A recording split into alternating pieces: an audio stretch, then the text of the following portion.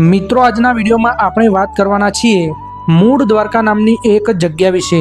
એવું કહેવામાં આવે છે કે હાલમાં જે જગ્યાએ દ્વારકા છે તે જગ્યાએ ભગવાન કૃષ્ણએ દ્વારકા વસાવી ન હતી ત્યારે ગીર સોમનાથ જિલ્લાના કોડીનાર નજીક આવેલી આ મૂળ દ્વારકા નામની જગ્યાએ તેઓ રોકાયા હતા। જાણકારો તો ત્યાં સુધી પણ કહે છે કે અહીંના મંદિરની નીચે એક એવું ભોયરું હતું જે સીધું દ્વારકામાં નીકળતું હતું।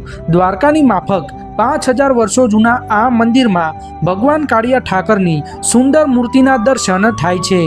સાથે જ અહીં ભગવાન કૃષ્ણએ સ્થાપેલા મહાદેવના મંદિર અને હનુમાનજીના મંદિર સહિત ઘણા મંદિરોના દર્શન પણ તમે કરી શકો છો। પ્રસિદ્ધ ધામ સોમનાથથી કોડીનાર થઈને તમે મૂળ દ્વારકા સુધી પહોંચી શકો છો। સોમનાથથી આ મંદિરનું અંતર અંદાજે 45 કિલોમીટર જેટલું દૂર છે।